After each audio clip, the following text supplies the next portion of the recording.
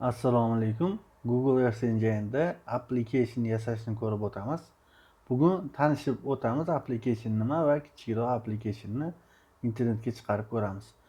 earthengine.app degan saytda mana Earth Engine Apps Dynamic Publicly Accessible User Interface for Google Earth Engine Analysis degan bittasini misolni ko'ramiz. Demak, mana bu yerda Ocean Time Series Investigator turibdi. Yoki mana bu yerda ham bir qancha kartalar bor. Shularni ko'rib o'tamiz. Demak, mana hozir ko'radigan bo'lsak Google Earth Engine .app with Ocean degan, ya'ni Ocean nomli app yaratgan ekan. Mana okeanlarga birorta joyga nuqtani bossak, bizaga ma'lumot chiqarib berar ekan. Ya'ni bu kartani yaqinlashtirib uzoqlashtirsak bo'ladi. Bu yerda o'chirib yoqsak bo'lar ekan.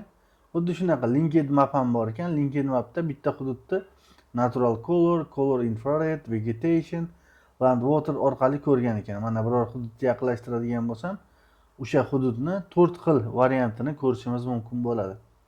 Xo'p, ko'ramiz. Mana bu ko'rinishda chiqyapti. Split panel ham bor ekan. Split panelda mana bizada ikki xil ma'lumotlarni chiqarib bergan. Bu yerda bittasini, bu yerda bittasini ko'rsatsak bo'ladi. Yaqinlashtirib o'sha hududni ikki xil tasvirni ko'ra olamiz. Demak, ko'ramiz. Ochishni kutib olamiz ozgina. Mana ko'radigan bo'lsak, mana bu yerda qanaqa o'zgarishlarni borligini ko'rishimiz mumkin. Xuddi shunaqa ko'plab applicationlar bor. O'shalarni bitta-bitta qanaqa qilib yaratishni ko'ramiz. Demak, men web-app intro degan fayl ochib oldim kod yozish uchun. Endi bu yerga birorta tuman bo'yicha ma'lumot chiqaraman. Misol uchun SS dan men districtslarni chiqaraman. Mana districtslarni, xo'p, bu yerda mana featureslarni ko'rsak bo'ladi.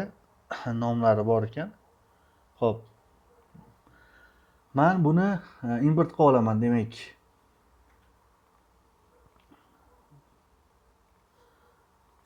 Var district dedim. ii.feature collection deyman. Mana feature collection dedim. Qo'shishni ochida boyagi pastda qo'shaman. Endi map add layer deyman. Districts qo'shib olaman va map.center object orqali yaqinlashtirib ham olaman.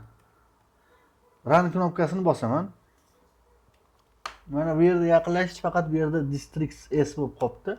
Shuning uchun boshqatdan run qilaman. Men bu yerdan birorta tumanni tanlab olishim kerak. Web karta qilish uchun birorta tumanni tanlaymiz. Misol uchun mana bizada mana shu Denov tumani kerak bo'ladi. Denov tumani. Denov tumani ustiga bitta bosaman. Mana inspektor orqali menda buni filtrlab olishim uchun propertylar bor. Demak, kodiga mana buni yozar ekanman. Filtrlab olaman. Pastidan nuqta filtr deyman. Nuqta filtr deb olaman birinchi. Nuqta filtr equal desam, men atribut bo'yicha, ya'ni kod atribut ustini uz 22 210 bo'lganini topib olaman va boshqatdan run knopkasini bosaman. Endi bunga stil beramiz. Demak, map add layer dedik. Xo'p. Bunga style deb yozaman. Style fill color 1 2 3 4 5 6 7 8 ta 0. Colorga red yozaman.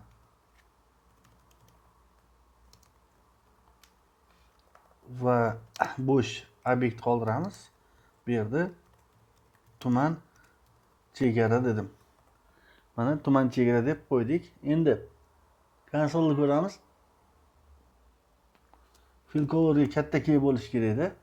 Shuni xatoligini ko'rsatdi. Demak, mana bizda tuman chegaramiz tayyor bo'ldi. Endi buni bitta saqlanib qilaman.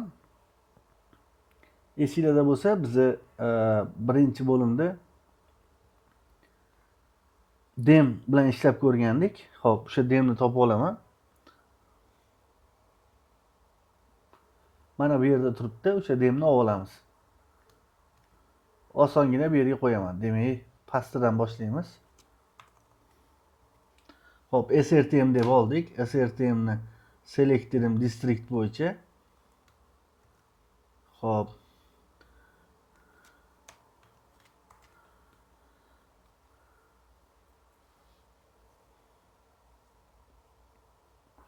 Kutamiz. Demak, bizada mana srtmimiz ushbu ko'rinishda bo'ldi. Buni esingizda bo'lsa, biz minimal maksimal qiymatlarini topishga harakat qilgandik. Bugun o'sha minimal maksimallarni birdan qo'yib ketamiz. Xo'p, srtm min maxini hisoblaymiz. Mana bu yerdan var srtm min max dedim. Teng. Esingizda bo'lsa, biz reducer orqali minimal maksimalni hisoblasak bo'lardi. Ya'ni reducer region bor edi. Reducer regionni birinchi parametrida biz reducerni ko'rsatardik har safar. Reducerimiz bizada ii nuqta reducer nuqta min max edi. Mana min max dedik. Scale'ga 30 deyman. Geometriga demak district deyman.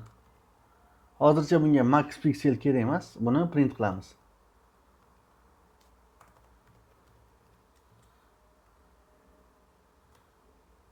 Xo'p, ishga tushiramiz. Mana hisoblash jarayoni boshlandi.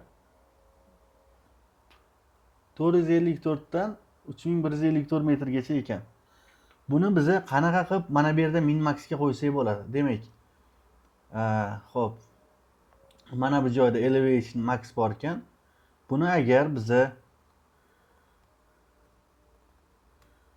srtm min max get deb mana buni qo'yadigan bo'lsak, elevation max'di. To'g'ri, elevation min. Bizada bu hisoblab bermaydi. Sababi clean site operationda ishlamaydi deb aytyapti. Buni biz int qilib ko'ramiz. To'g'ri, ii nuqta number deymiz.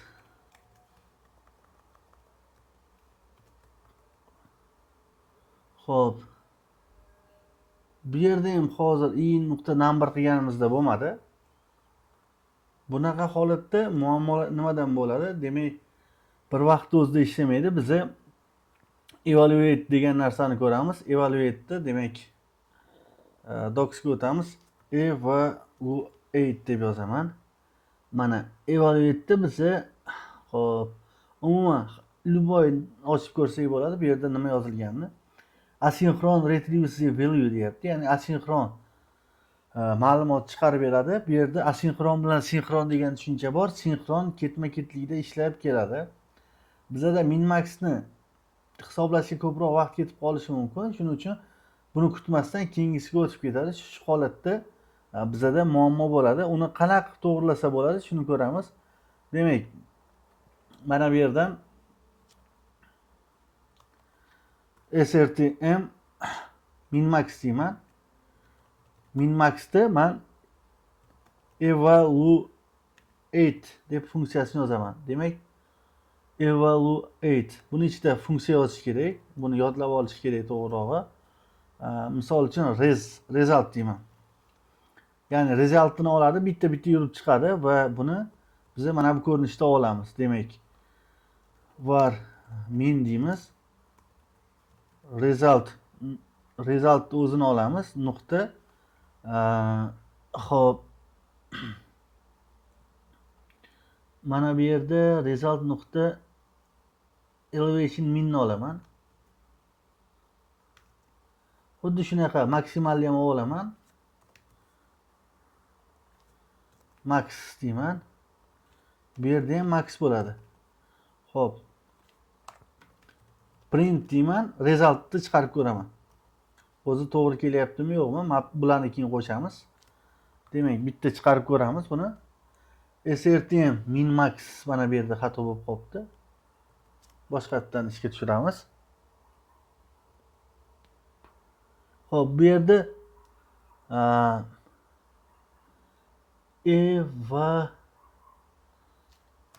evaluate mana bunaqa bo'lishi kerak edi. Demak, kutamiz. Hisoblab beryapti mana. Endi min maxni oldiga shuni ichida biz mana buni yozib olamiz. Tepaga chiqaramiz buni.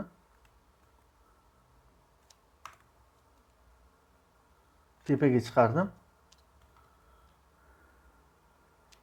Endi minni o'rniga min deyman.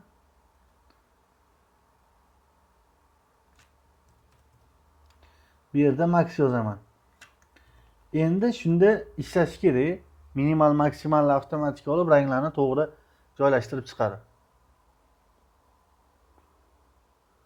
Xo'p. Hozircha demak, mana shuni o'zini biz web app qilishimiz kerak. Xo'p, kodlarni to'g'rilab qo'yamiz. Bizda boshqa ma'lumotlar yo'q hozircha. Buni save ni bosaman. Saqlanib bo'lishini kutamiz. Saqlanib bo'ldi. Endi apps degan joyga kiramiz. Xo'p, mana bu yerda create new app yoki new app degani bor. Menda hozir app yo'q. New app ni bosaman. Cloud project degan joyga mana bitta proyektim bor, o'sha chiqib turadi. Sizlarda ham bitta shuni o'zi chiqadi. Bunga tegmaymiz. Next ni bosamiz. Application'ning nomini yozishimiz kerak bo'ladi. Masalan,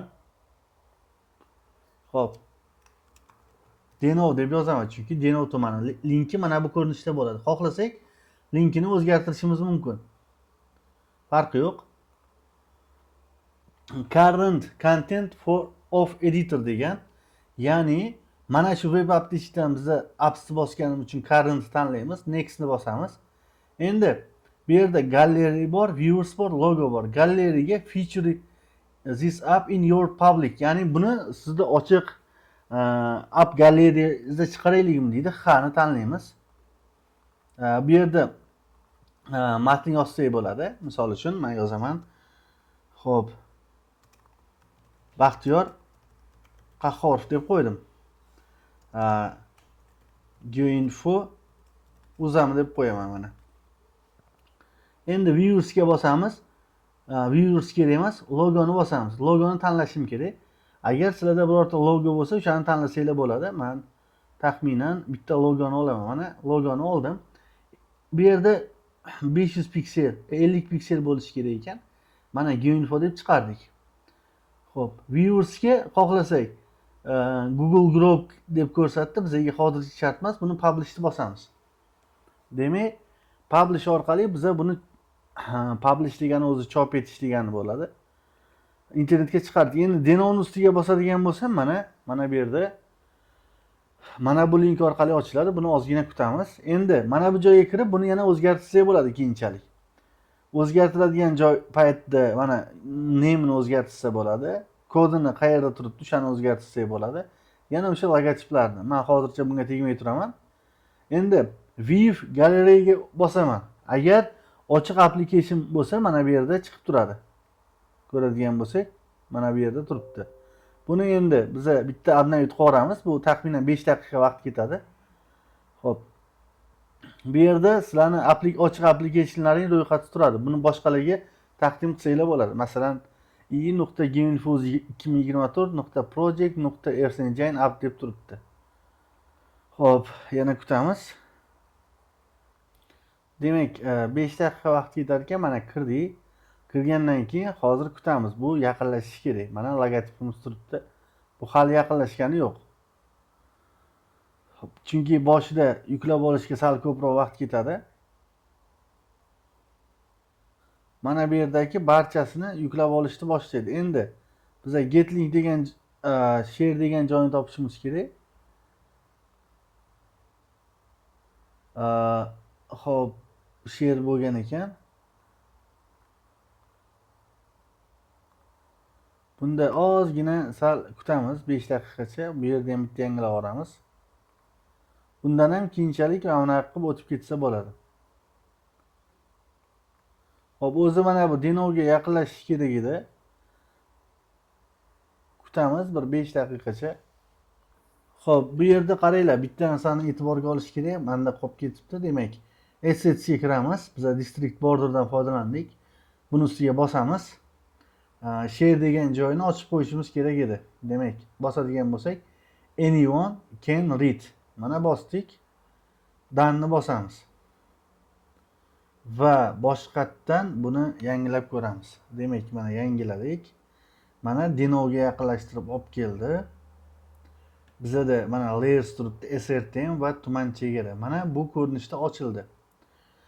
Xo'p, bu kichikroq appimiz edi. Endi biz shu applicationimizga tepasida qanaqadir ma'lumot chiqaramiz. Misol uchun Deno tumani xaritasi yoki web xaritasimi degan narsani chiqaramiz. Demak, Google Earth Engine ga kiramiz. Mana shu qidiruvga yozaman buni. Buni mana about degan joyi bor, shunga kiramiz. Xo'p, bu yerda chap tomonida Earth Engine app degan joy bor. About Earth Engine apps ga kiramiz. Bu yerda mana introduction qilib tushuntirgan. Xo'p, bu oddiygina application haqidagi ma'lumot edi. Ya'ni qanaqa tushirish mumkin, pastida yana o'qish kerak. Mana bu yerda juda zo'r ma'lumotlar bor.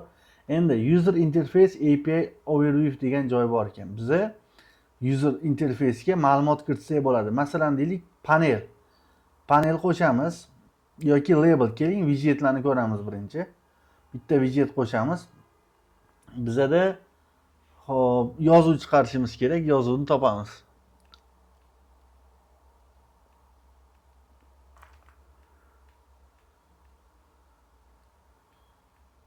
Hop, yozuvlarimiz label deyilardi bizada.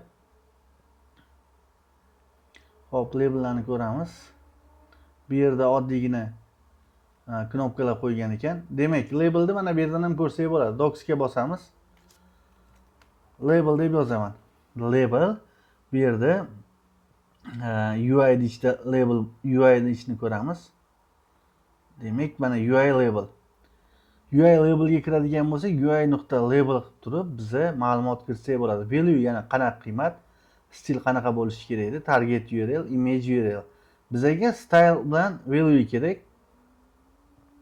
Xo'p, uni qanaqa qilamiz? Demak, var title deyman. UI.label dedim. Labelda birinchi parametriga Deno tumani xaritasi deb yozaman va buni map.add deyman. Title'ni bosaman. Mana ko'ramiz. Bizada mana bu yerda label xato yozilib qoldi. Tepada yozuv chiqishi kerak edi. Mana Deno tumani xaritasi.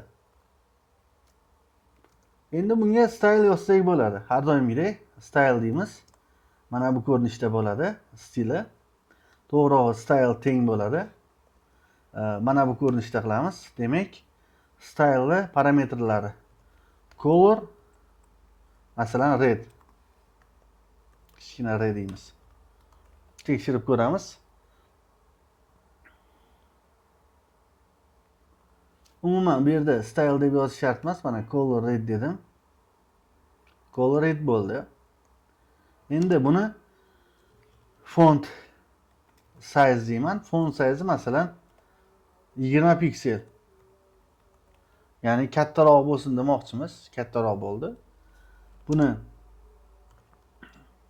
padding deymiz. Paddingga 20 piksel deyman. Hozircha shunaqa. Mana bu ko'rinishda bo'ldi. Yana font weightga biza masalan bold deb yozamiz. Bu yerda xo'p 25 deyman.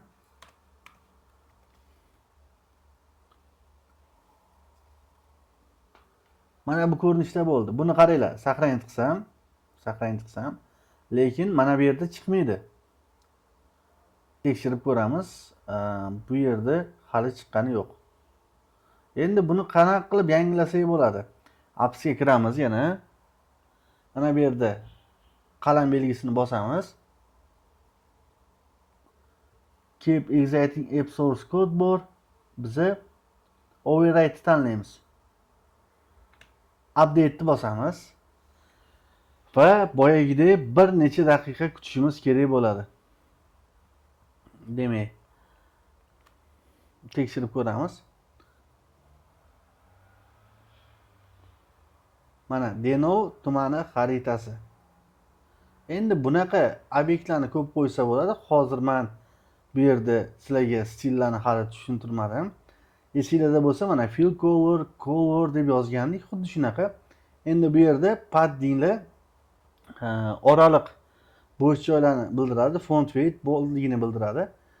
Xo'p, bizada qaranglar, bu yerda style bo'lsa, biz nima qilamiz? Google Earth Engine style properties deymiz. Ya'ni buni qo'shimcha o'rganish kerak.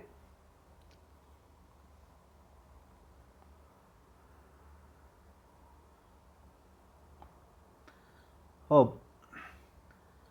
Bu yerdan o'sha mana bu yerda hammasini line, width, opacity degan bu feature view'niki. Umuman olganda mana shunaqa stillarni ko'rsa bo'ladi. Bu yerdan ham yozsak ham bo'ladi style deb. Style deganda reference ishdan ko'rar ekanmiz. Referensiga kirsak style degan joy bor. Code editorni tanlaymiz. Mana bu yerda har birining stylelari bor. Mana panel desak, panelda qanaqa style borligini ko'rishimiz mumkin bo'ladi. Yoki biz hozir labelni ishlatdik. Mana labelni styleni ko'ramiz. Mana height, max height, width, padding, color, background color shunga o'xshagan ma'lumotlar bor. Buni yaxshilab o'qib tanishib chiqish kerak, test qilib. Demak, birinchi applicationimiz tugadi. Mana hozir bu yerda buni o'chirib yoqsa bo'ladi. Men buni boshqa boz parologim bilan kirganman. Maxfiy rejimga o'tib mana ishlatib ko'raman. Buni sizlar ham ishlatib ko'rsanglar bo'ladi. Sizlarda ham ochadi. Umuman olganda Google Earth Engine'ni plus tomonlaridan bittasi ham shu. Ya'ni siz qilgan ishingizni boshqalarga web app sifatida share qila olasiz.